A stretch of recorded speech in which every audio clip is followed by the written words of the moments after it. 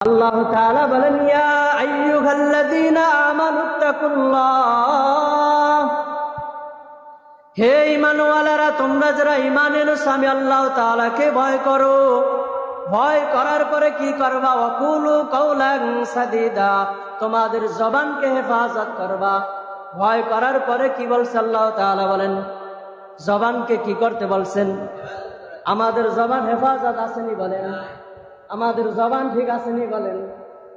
তাহলে আল্লাহ তাআলা বলতেছে, হে ঈমানওয়ালারা, তোমরা যারা ঈমান এনেছো, ইয়া আইয়ুহাল্লাযীনা আমানুত্তাকুল্লাহ, তোমরা যারা ঈমান এনেছো সর্ব অবস্থায় আমি আল্লাহ তাআলাকে ভয় করো। আল্লাহ তাআলাকে ভয় করার মানে কি? আল্লাহ তাআলা যে জাহান্নাম বানিয়েছেন, এই জাহান্নামকে সর্ব অবস্থায় ভয় করে করে করে করে গুনাহ ছেড়ে দিবা। দ্বিতীয় নাম্বারে ওয়াকুলু কাওলান সাদীদা, আমি আল্লাহ তাআলা তোমাদেরকে জবান দান করেছি।